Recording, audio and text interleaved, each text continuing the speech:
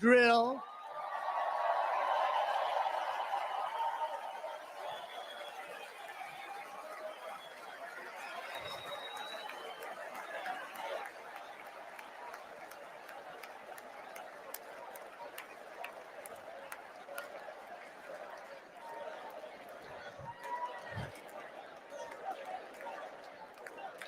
Can you believe what they're doing? But by doing that, we will lead a large-scale decline in prices. Prices will start to come down. Energy raised it. They took our energy policies and destroyed them. Then they immediately went back to them, but by that time, so much was lost. But we will do it at levels that nobody's ever seen before, and we'll end lots of different things. We'll start paying off debt and start lowering taxes even further. We gave you the largest tax cut. We'll do it more. You know, people don't realize I brought taxes way down, way down, and yet we took in more revenues the following year than we did when the tax rate was much higher. Most people said, how did you do that? Because it was incentive. Everybody was coming to the country. They were bringing back billions and billions of dollars into our country. The companies made it impossible to bring it back. The tax rate was too high, and the legal complications were far too great. I changed both of them, and hundreds of billions of dollars by Apple and so many other companies were brought back into our nation, and we had an economy the likes of which no nation had ever seen. China, we were beating them at levels that were incredible. And they know it. They know it. We'll do it again, but we'll do it even better. I will end the illegal immigration crisis by closing our border and finishing the wall, most of which I've already built.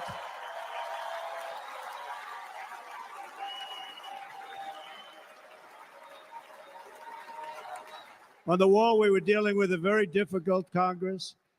And I said, oh, that's okay. We won't go to Congress. I call it an invasion. We gave our military almost $800 billion. I said, I'm going to take a little of that money because this is an invasion. And we built, most of the wall is already built.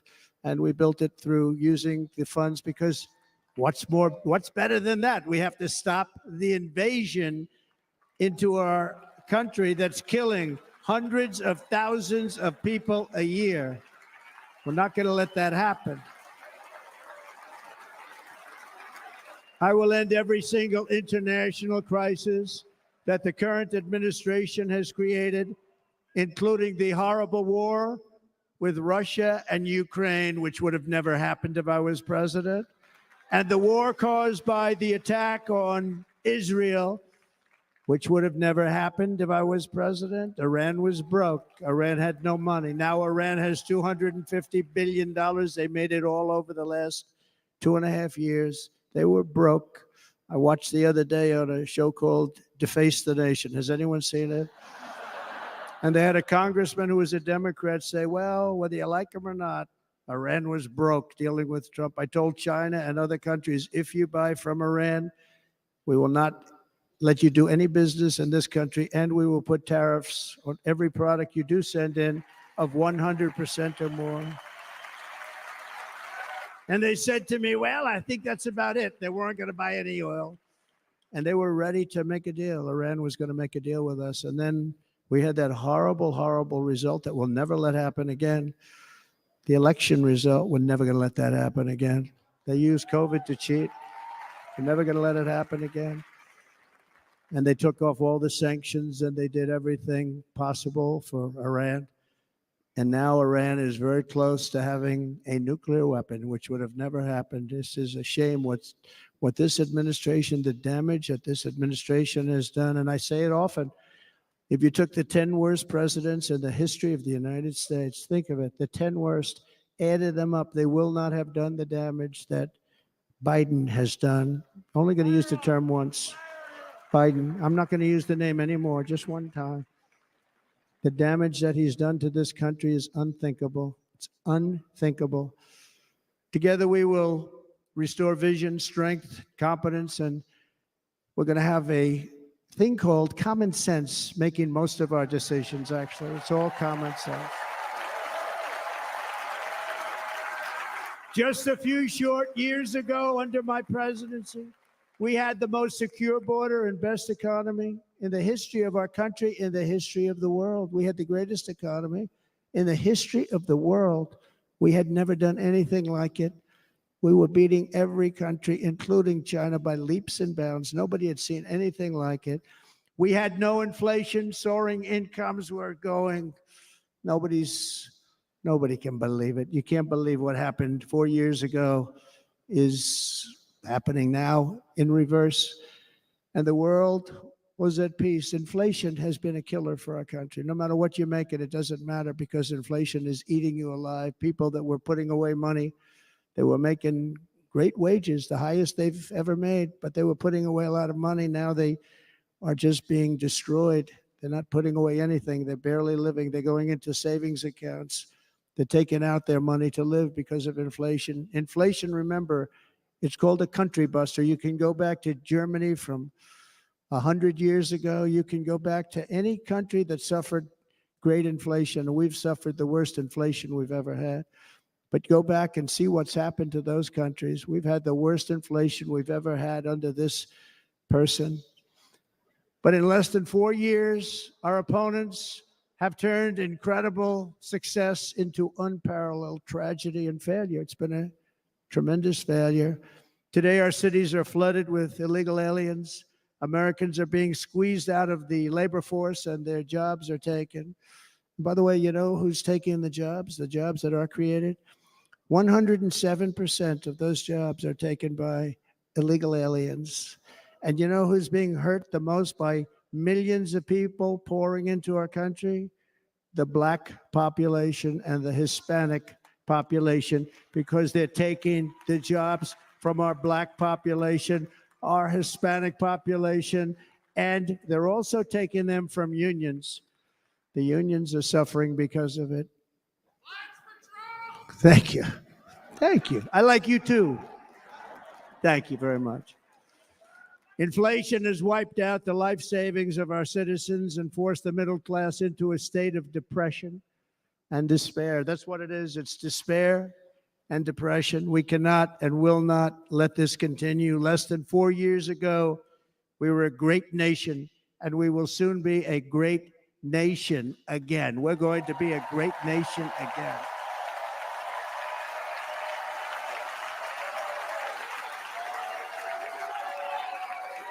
Thank you. With proper leadership, every disaster we are now enduring will be fixed, and it will be fixed very, very quickly. So tonight, whether you've supported me in the past or not, I hope you will support me in the future, because I will bring back the American dream. That's what we're going to do. You don't even hear about the American dream anymore.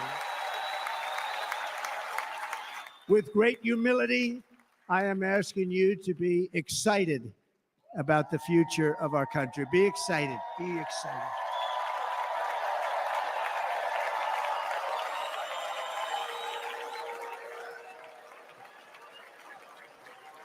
And by the way, the news reports, oh, look at all of those big networks. Look at them. They're all here.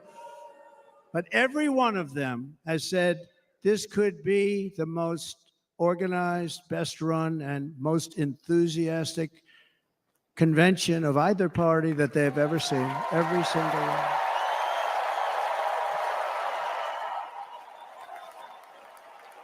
And it's true. It's true. And there's love in the room. There's great love in the room.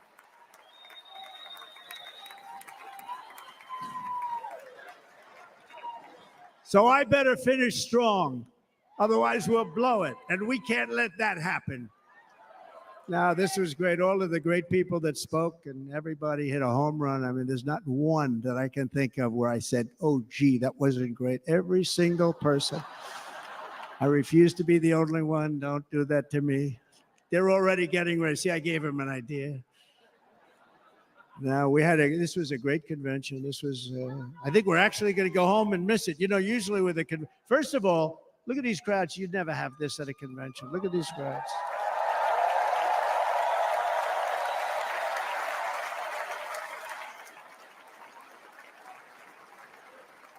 Love, it's about love. This week, the entire Republican Party has formally adopted an agenda for America's renewal, and you saw that agenda, and it's very short compared to the long, boring, meaningless agendas of the past, including the Democrats. They write these things that are hundreds of pages long, and they never read them after they're done.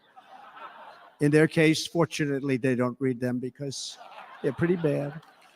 It's a series of bold promises that we will swiftly implement when you give us a Republican House.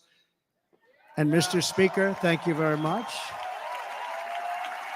We have our great Speaker of the House with us tonight, Mr. Speaker.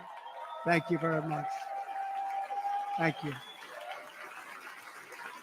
A Republican Senate, we have many senators here, and send me back to our beautiful White House just a few short months from now. We're talking about just months. It can't come fast enough. We have to get it done. First, we must get economic relief to our citizens. Starting on day one, we will drive down prices and make America affordable again. We have to make it affordable. It's not affordable. People can't live like this. Under this administration, our current administration, groceries are up 57%, gasoline is up 60 and 70%, mortgage rates have quadrupled. And the fact is, it doesn't matter what they are because you can't get the money anyway. Can't buy houses. Young people can't get any financing to buy a house. The total household costs have increased an average of $28,000 per family under this administration. Republicans have a plan to bring down prices and bring them down very, very rapidly. By slashing energy costs, we will in turn reduce the cost of transportation, manufacturing, and all household goods. So much starts with energy. And remember, we have more liquid gold under our feet than any other country by far. We are a nation that has the opportunity to make an absolute fortune with its energy. We have it, and China doesn't.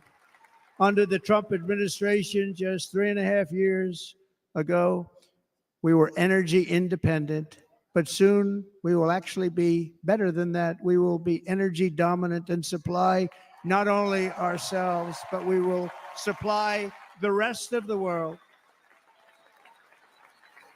with numbers that nobody has ever seen, and we will reduce our debt, $36 trillion.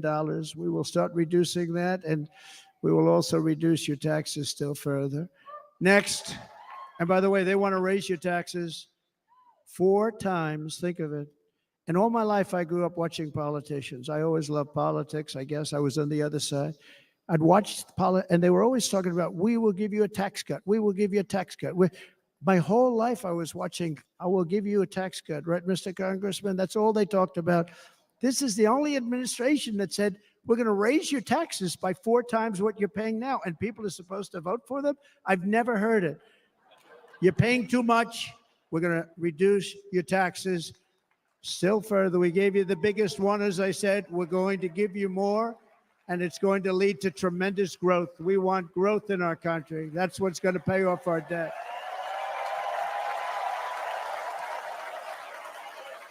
And next, we will end the ridiculous and actually incredible waste of taxpayer dollars that is fueling the inflation crisis. They've spent trillions of dollars on things having to do with the Green New Scam. It's a scam. And that's caused tremendous inflationary pressures in addition to the cost of energy.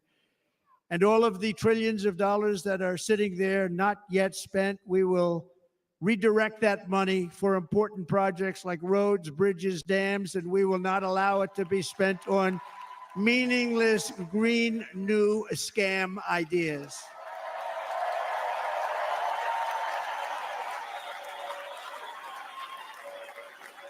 And I will end the electric vehicle mandate on day one.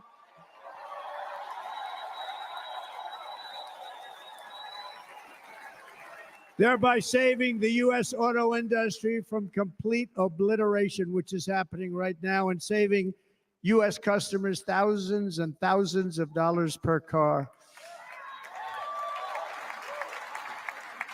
And right now, as we speak, large factories just started, are being built across the border in Mexico. So with all the other things happening on our border, and they're being built by China to make cars and to sell them into our country, no tax, no anything. The United Auto Workers ought to be ashamed for allowing this to happen. And the leader of the United Auto Workers should be fired immediately. And every single auto worker, union and non-union, should be voting for Donald Trump, because we're going to bring back car manufacturing, and we're going to bring it back fast.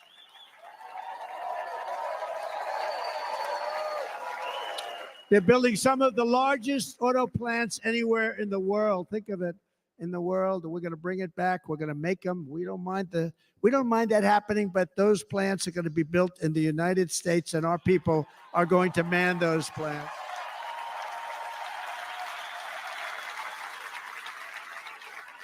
And if they don't agree with us, we'll put a tariff of approximately 100 to 200% on each car, and they will be unsellable in the United States.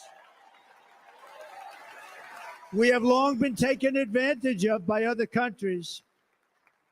And think of it, oftentimes these other countries are considered so-called allies. They've taken advantage of us for years. We lose jobs, we lose revenue, and they gain everything and wipe out our businesses, wipe out our people. I stopped it for 4 years. I stopped it. And we're really ready to make changes like nobody had seen before. And remember, USMCA, I got rid of NAFTA, the worst trade deal ever made, and replaced it with USMCA, which is, they say, the best trade deal ever made. Actually, probably the best trade deal was the deal I made with China, where they buy $50 billion worth of our product. They were buying nothing. They buy $50 billion worth. They had to. But I don't even talk about it because of COVID. I don't even mention it, frankly, because of what happened with the China virus.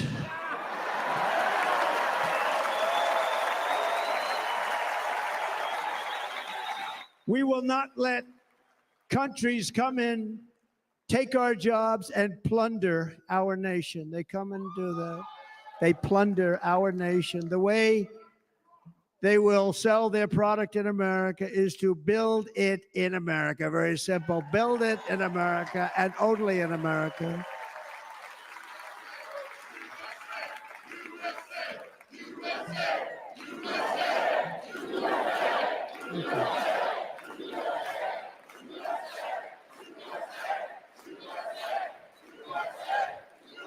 And this very simple formula in Congress has to go along with us, and they will. This very simple formula will create massive numbers of jobs. We will take over the auto industry again, and many, many hundreds of thousands of jobs. We lost so many jobs over the years. If you go back 20, 25 years, they've stolen, going to China and Mexico, about 68% of our auto industry manufacturing jobs. We're going to get them all back. We're going to get them all back, every one of them. At the center of our plan for economic relief are massive tax cuts for workers that include something else that's turned out to be very popular, actually. Here it's very popular in this building and all those hotels that I saw that are so nice. I'm staying in a nice one. It's called no tax on tips. No tax on tips. No tax on tips.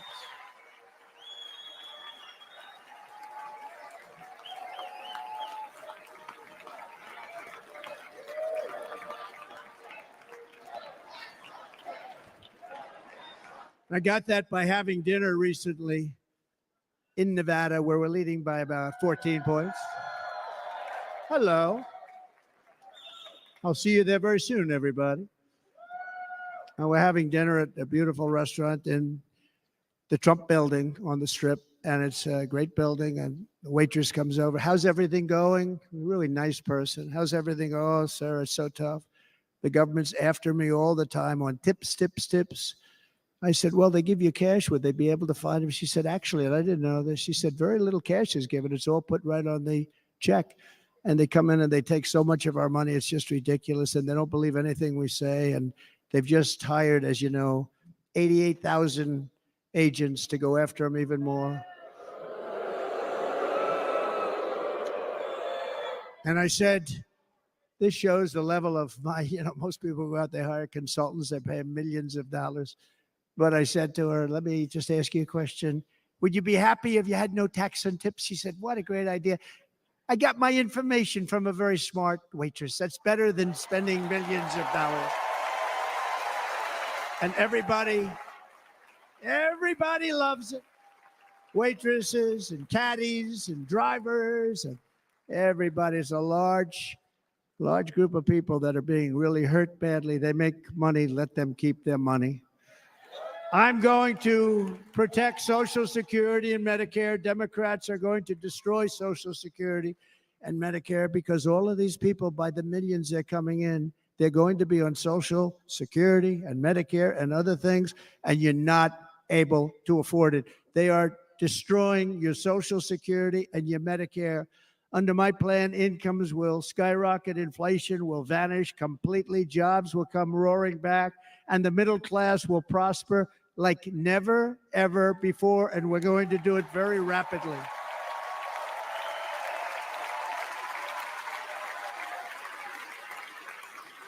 But no hope or dream we have for America can succeed unless we stop the illegal immigrant invasion, the worst that's ever been seen anywhere in the world. There's never been an invasion like this anywhere. Third world countries would fight with sticks and stones not to let this happen.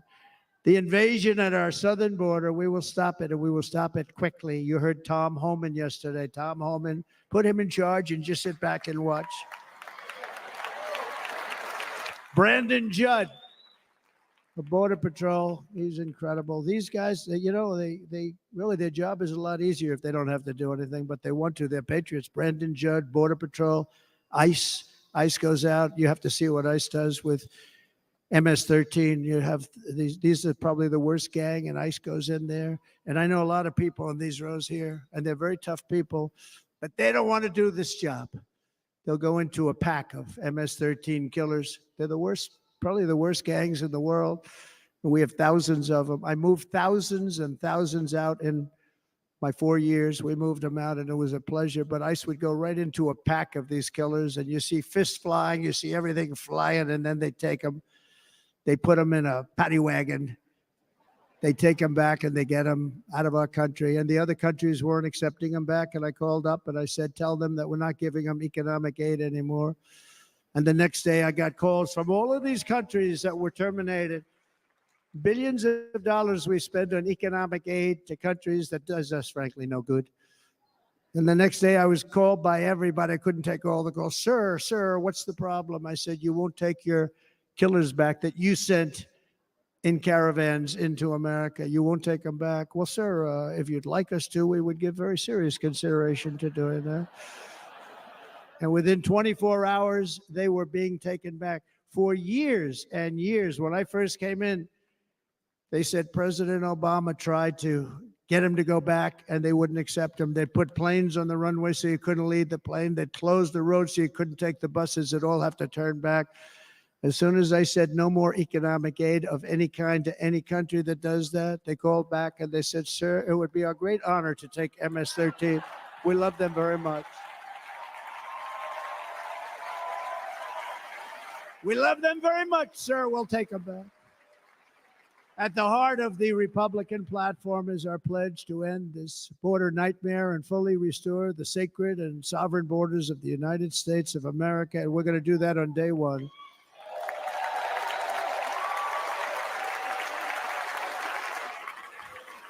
That means two things on day one, right?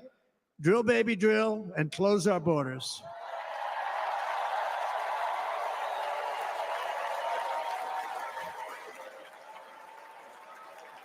And by the way, and I think everybody as a Republican, as a patriot in this room, and most Democrats, we want people to come into our country, but they have to come into our country legally. Legally.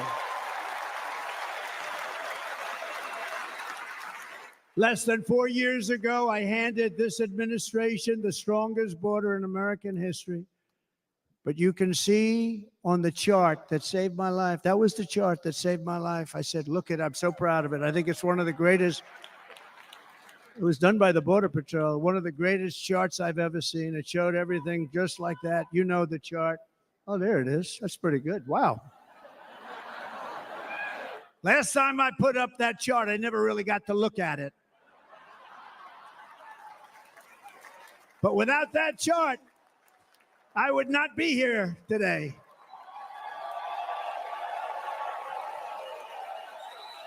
Never got to look at it.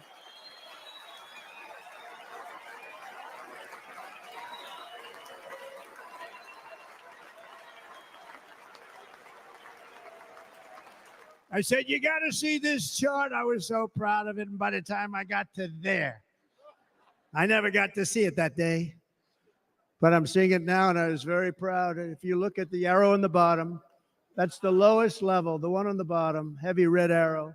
That's the lowest level of illegal immigrants ever to come into our country in recorded history, right there. Right there. And that was my last week in office. And then you see what happened after I left. Look at the rest. And if you go out a little bit further, it's getting to be a little bit old, but I love it anyway, right? But you can go much higher with those numbers. Look what happened right after that. The invasion began. We had the opposite. We stopped the invasion, but the invasion that we stopped was peanuts by comparison to what happened after I left. Look at what happened after I left. They took over our country. We ended all catch and release. We shut down asylum fraud. We stopped human trafficking and forged historic agreements to keep illegal aliens on foreign soil. We want them to stay on their soil. Under the Trump administration, if you came in illegally, you were apprehended immediately and you were deported. You went right back. The current administration terminated every single one of those great Trump policies that I put in place to seal the border. I wanted a sealed border. Again, come in, but come in legally. You know how unfair it is? So many people, hundreds of thousands of people have been working for years to come into our country. And now they see these people pour into our country at levels that are unprecedented. It's so unfair. And we're not going to do it. We're not going to stand for it. They suspended wall construction, ended remain in Mexico. We had a policy, remain in Mexico. You think that was easy to get from the Mexican government? But I said, you must give it to us. If you don't give it to us, there will be repercussions. And they gave it to us, but not easy. Canceled our Safe Third agreements, demolished Title 42, implemented nationwide catch and release. That's catch and release, where we catch them and release them into our country. We catch them and release them into Mexico. There's a slight difference. And took 93, this is the previous administration, 93 executive actions to throw open our border to the world. The entire world is pouring into our country because of this very foolish administration. The greatest invasion in history is taking place right here in our country. They are coming in from every corner of the earth, not just from South America, but from Africa, Asia, the Middle East. They're coming from everywhere. They're coming at levels that we've never seen before. It is an invasion indeed, and this administration does absolutely nothing to stop them. They're coming from prisons. They're coming from jails. They're coming from mental institutions and insane asylums. You know, the press is always on me because I say this. Has anyone seen Silence of the Lambs? The late, great Hannibal Lecter. He'd love to have you for dinner. That's insane asylums. They're emptying out their insane asylums. And terrorists are coming in at numbers that we've never seen before. Bad things are going to happen. Meanwhile, our crime rate is going up while crime statistics all over the world are going down because they're taking their criminals and they're putting them into our country. A certain country, and I happen to like the president of that country very much, but he's been getting great publicity because he's a wonderful shepherd of the country. He says how well the country's doing because their crime rate is down. And he said he's training all of these rough people. They're rough. He's training them. And I've been reading about this for 2 years. I think, oh, that's wonderful. Let's take a look at it. But then I realized he's not training them. He's sending all of his criminals his drug dealers, his people that are in jails. He's sending them all to the United States. And he's different in that he doesn't say that. He's trying to convince everybody what a wonderful job he does in running the country. Well, he doesn't do a wonderful job. And by the way, if I ran one of the countries, many countries, many countries from all over, I would be worse than any of them. I would have had the place totally emptied out already.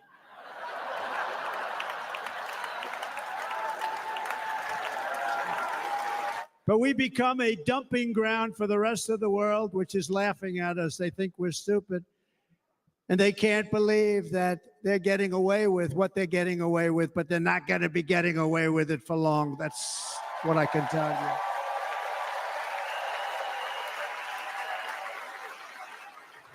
you. In Venezuela, Caracas, high crime.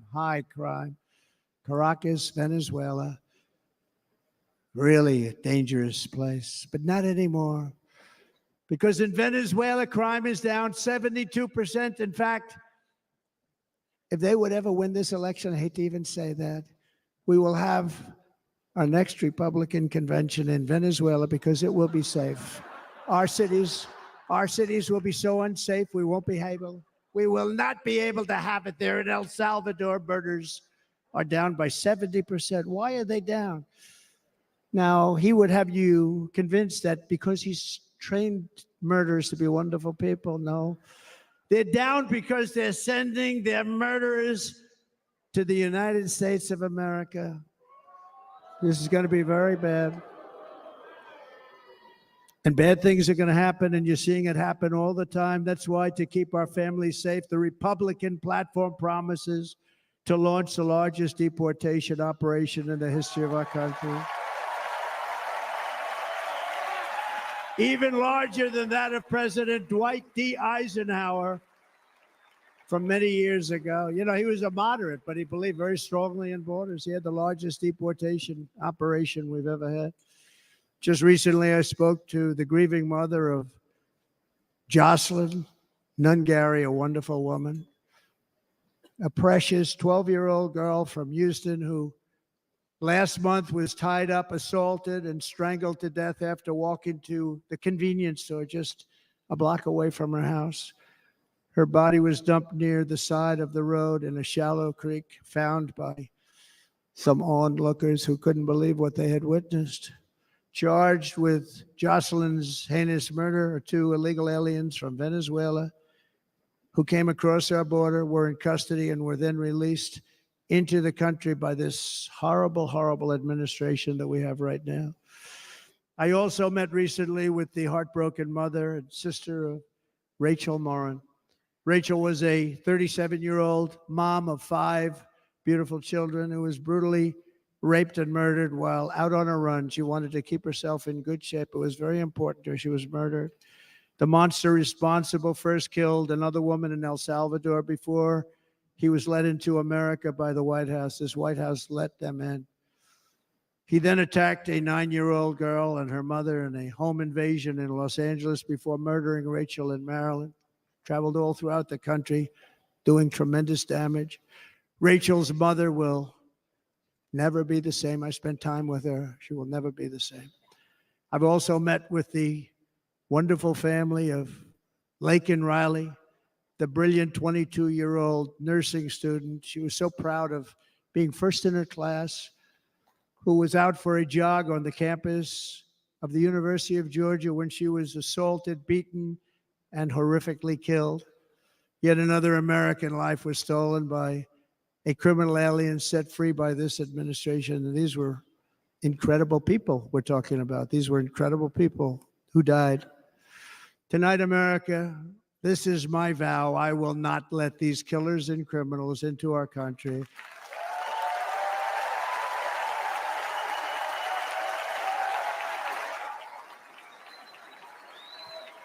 I will keep our sons and daughters safe. As we bring security to our streets, we will help bring stability to the world. I was the first president in modern times to start no new wars. You know, we were the toughest, we were the most respected. And you saw this. Hungry, strong country, run by very powerful, tough leaders, tough guy. Press doesn't like him because he's tough.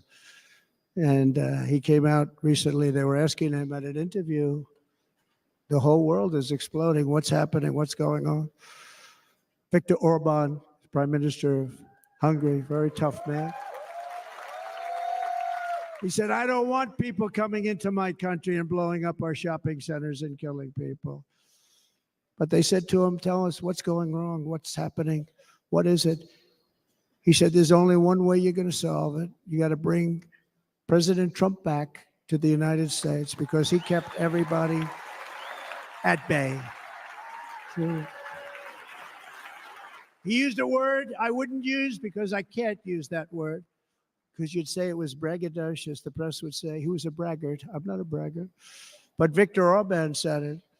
He said Russia was afraid of him. China was afraid of him. Everybody was afraid of him. Nothing was going to happen. The whole world was at peace. And now the world is blowing up around us. All of these things that you read about were not going to happen. Under President Bush, Russia invaded Georgia. Under President Obama, Russia took Crimea. Under the current administration, Russia is after all of Ukraine. Under President Trump, Russia took nothing.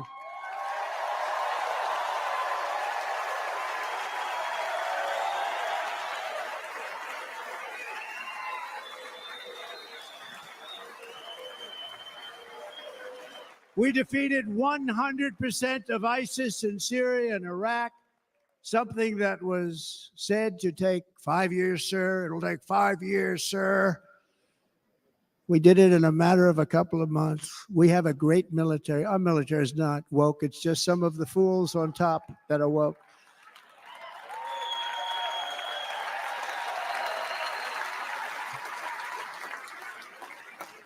I got along very well. North Korea, Kim Jong-un, I got along very well with him. The press hated when I said that. How could you get along with him? Well, you know, it's nice to get along with somebody who has a lot of otherwise, isn't it? See, in the old days, they'd say, that's a wonderful thing. Now they say, how could you possibly do that? But no, I got along with him, and we stopped the missile launches from North Korea. Now North Korea is acting up again, but when we get back, I get along with him. He'd like to see me back, too. I think he misses me, if you want to know the truth. Our opponents inherited a world at peace and turned it into a planet of war. We're in a planet of war. Look at that attack on Israel. Look at what's happening with Ukraine. The cities are just bombed out. How can people live like that where buildings, massive buildings, are falling to the ground? It began to unravel with the disastrous withdrawal from Afghanistan, the worst humiliation in the history of our country. We have never had a humiliation like that. 13 heroic U.S. service members were tragically and needlessly killed. 45 others were horrifically wounded. Nobody ever talks about them. No arms, no legs, face explosions, horrifically wounded.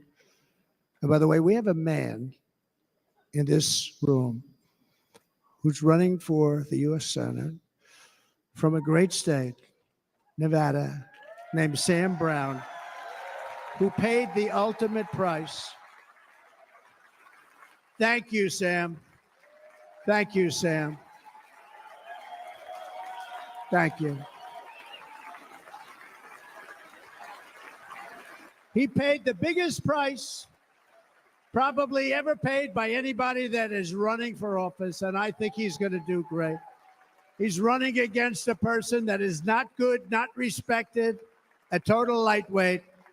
But Sam, I think, paid really, we were talking about it with some of the senators that are working so hard for Sam, but he paid the biggest price of any senator ever to run for the Senate. I don't think anybody's ever what he did. He was a real hero, a really great person. And he's running, and I hope that everybody gets out and votes for Sam Brown.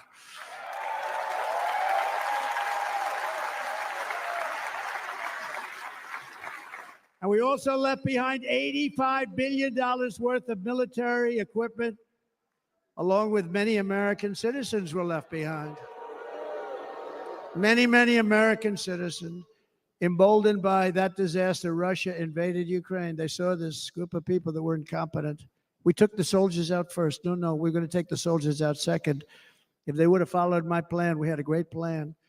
But the plan only kicked in if they did everything perfectly, and they weren't doing things perfectly. So we said it doesn't kick in. 18 months in Afghanistan, we didn't have one. So they were killing them left and right, snipers. And I spoke to the head of the Taliban. You've heard this story. Abdul, still there, still the head of the Taliban. The press got on me. Why would you speak to him? I said, because that's where the killing is. I don't have to speak to somebody that has nothing to do with it. And I told him, don't ever do that. Don't ever do that again. Don't ever, ever do that again. You got to stop. Because during the Obama administration, many great people and soldiers, a lot of soldiers were being killed from long distance. I said, if you keep doing that, you're going to be hit harder than anybody's ever been hit by a country before.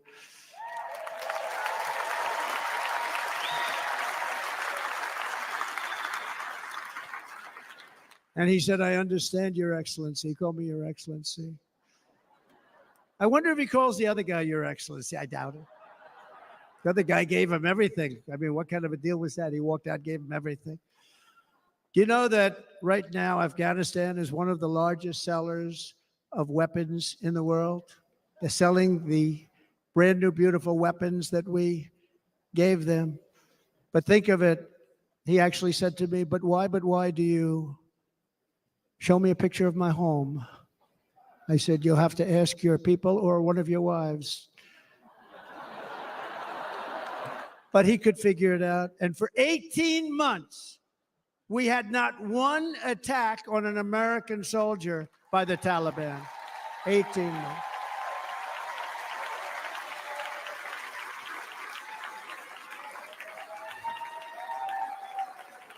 And then we had that horrible day where soldiers were killed. I was not there because of a ridiculous election. But we had that horrible attack. And they also gave up Bagram, one of the biggest bases anywhere in the world, air bases anywhere in the world, the longest runways, most powerful, hardened, thickened runways. We gave it up. And I liked it not because of Afghanistan. I liked it because of China. It's 1 hour away from where China makes their nuclear weapons. And you know who has it now? China has it now. We were keeping that. And now China is likewise circling Taiwan, and Russian warships and nuclear submarines are operating 60 miles off the coast in Cuba. Do you know that? No, the press refuses to write about it. If that were me running this country and we had nuclear submarines in Cuba, I will tell you that headlines every day would be, what's wrong with our president? You don't even hear this. You're not hearing about this. Russia has nuclear submarines and warships 60 miles away, Mr. Congressman, from Miami, by the way, happens to be here. Correct? In Cuba. And that would not be stood for if it were somebody else. They don't want to mention it, but now maybe they will. And the entire world, I tell you this, we want our hostages back, and they better be back before I assume office, or you will be paying a very big price.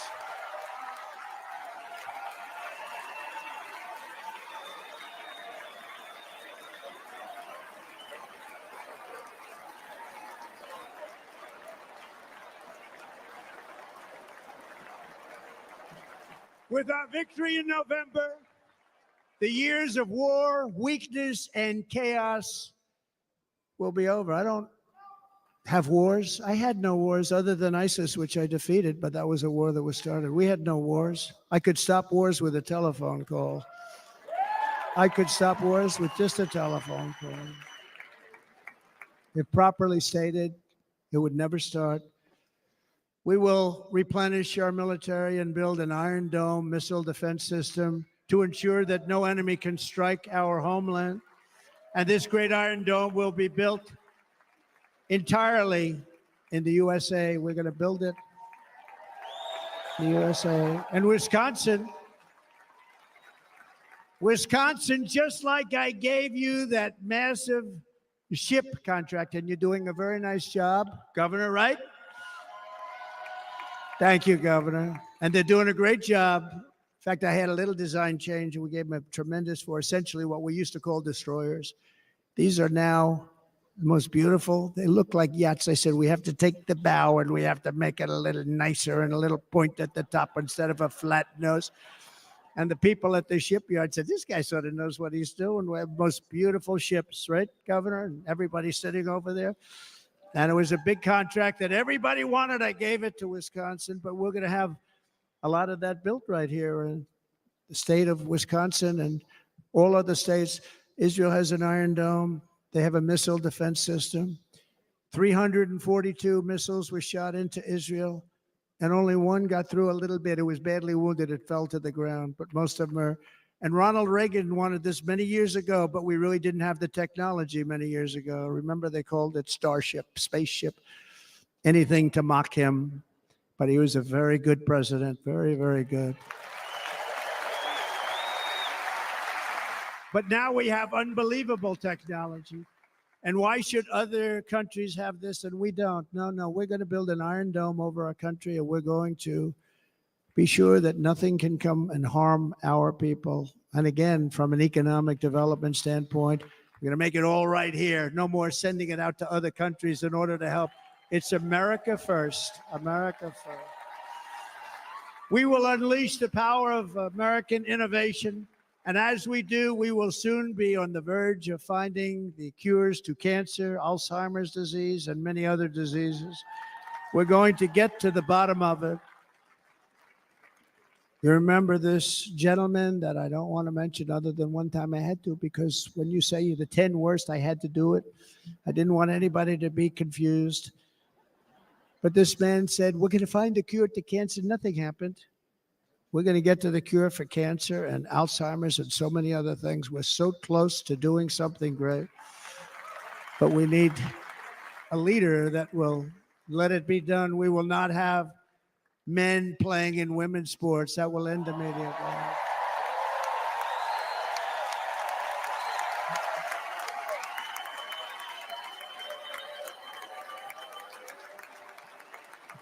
And we will restore and renovate our nation's once great cities, making them safe, clean, and beautiful again.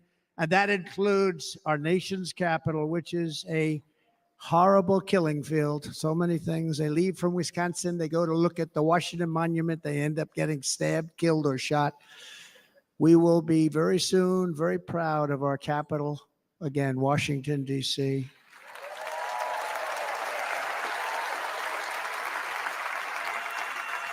America is on the cusp of a new golden age, but we will have the courage to seize it. We're going to take it. We're going to make it a current. We're going to bring this into a golden age like never seen before. Remember this, China wants to do it. Japan wants to do it. All of these countries want to do it. We have to produce massive amounts of energy if we're going to produce the new. If you look at some of the things that have been done, and some of the things that we're going to do. But AI needs literally twice the electricity that's available now in our country. Can you imagine? But instead, we're spending places where they recharge electric cars. They built 8 chargers at a certain location toward the Midwest. 8 chargers for $9 billion. Think of them as a tank for filling up your gas.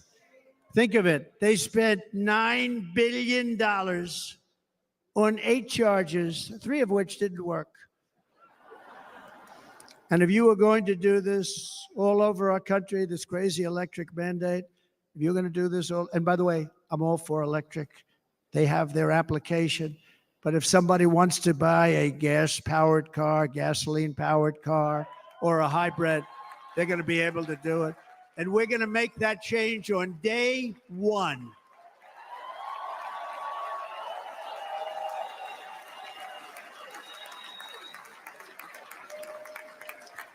So to conclude, Just a few short days ago, my journey with you nearly ended. We know that. And yet, here we are tonight, all gathered together, talking about the future, promise, and a total renewal of a thing we love very much. It's called America. We live in a world of miracles. None of us knows God's plan or where life's adventure will take us. I want to thank Franklin Graham for being here tonight. He's an outstanding man. He wrote me a note recently. I have a lot of respect for him. Sir, I love your storytelling. I think it's great in front of these big rallies. But sir, please do me one favor. It won't make any difference. Please don't use any foul language. I was a little embarrassed. He said, it won't make any difference. Actually, it does. The story's not quite as good, but I've been very good. The story is not quite as good, to be honest. I've got to have a little talk with Franklin, but he was great. He's a great gentleman. His father was so incredible, Billy Graham. My father used to love taking me to see Billy Graham. My father would take me to see Billy Graham at Yankee Stadium. He had the biggest rallies you've ever seen. He was a good rally guy, too. But he'd get up, and he was a fantastic guy. My father loved Billy Graham. But I love Franklin Graham. I think Franklin's been fantastic. And I'm working so hard to adhere to his note to me. I'm working hard on it, Franklin. But if the events of last Saturday make anything clear, it is that every single moment we have on earth is a gift from God.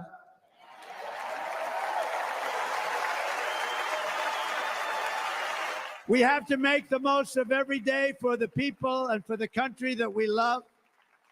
The attacker in Pennsylvania wanted to stop our movement, but the truth is the movement has never been about me. It has always been about you. It's your movement. It's the biggest movement in the history of our country by far. Can't be stopped. It can't be stopped. It has always been about the hardworking, patriotic citizens of America. For too long, our nation has settled for too little. We settled for too little.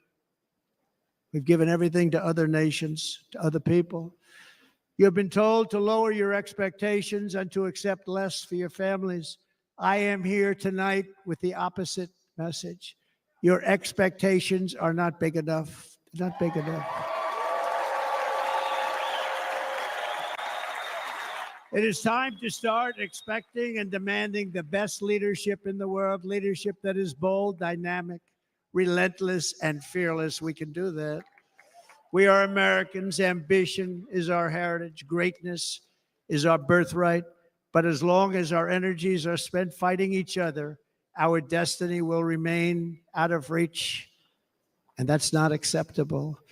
We must instead take that energy and use it to realize our country's true potential and write our own thrilling chapter of the American story. We can do it together. We will unite. We are going to come together, and success will bring us together.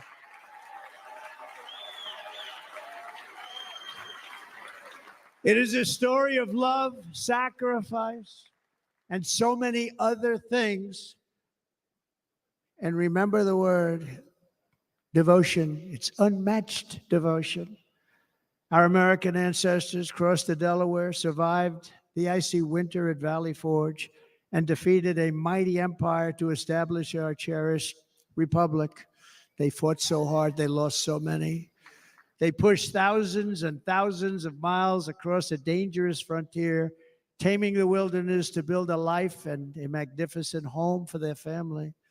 They packed their families into covered wagons, trekked across hazardous trails, scaled towering mountains, and braved rivers and rapids to stake their claim on the wide open, new, and very beautiful frontier. When our way of life was threatened, American patriots marched onto the battlefield, raced into enemy strongholds, and stared down death and stared down those enemies to keep alive the flame of freedom. At Yorktown, Gettysburg, and Midway, they joined the roll call of immortal heroes. So many heroes, so many great people, and we have to cherish those people. We can't forget those people. We have to cherish those people.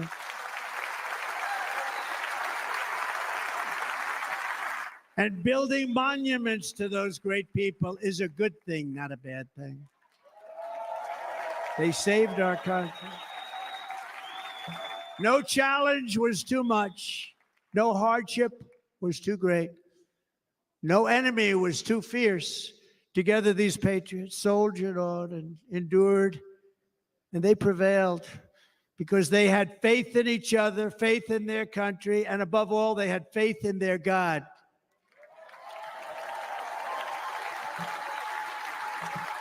Just like our ancestors, we must now come together, rise above past differences. Any disagreements have to be put aside and go forward, united as one people, one nation, pledging allegiance to one great, beautiful, I think it's so beautiful, American flag. Tonight, I ask for your partnership, for your support, and I am humbly asking for your vote. I want your vote. It's going to make our country great again. Every day I will strive to honor the trust you have placed in me, and I will never, ever let you down. I promise that. I will never let you down. To all of the forgotten men and women who have been neglected, abandoned, and left behind, you will be forgotten no longer. We will press forward, and together we will win, win, win.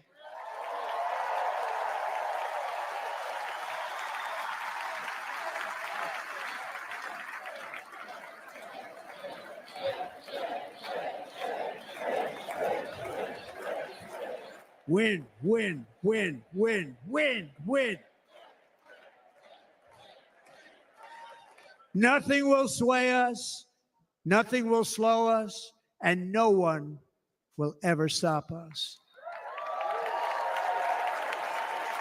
No matter what dangers come our way, no matter what obstacles lie in our path, we will keep striving toward our shared and glorious destiny, and we will not fail. We will not fail. Together, we will save this country. We will restore the republic, and we will usher in the rich and wonderful tomorrows that our people so truly deserve. America's future will be bigger, better, bolder, brighter, happier, stronger, freer, greater, and more united than ever before.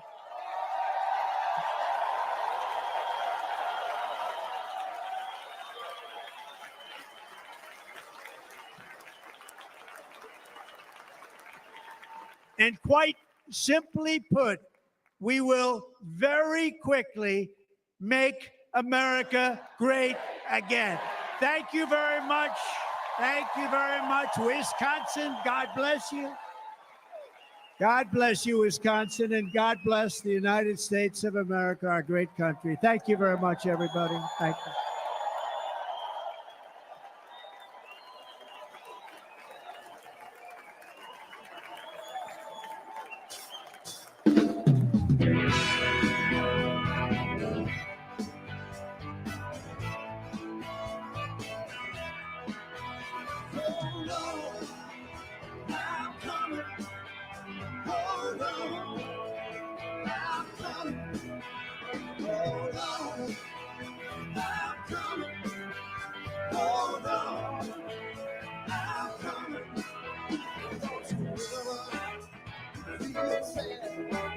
Lean on me when times are bad. When they come and you're down in a river of trouble, about to drown. Your voice is powerful. When combined with social engagement, it's a force for change. Decentralized media paired with free speech is the catalyst for an empowered world and a unified, invaluable ecosystem. Join Global Boost, become a champion of free speech, and help to reshape the future of media.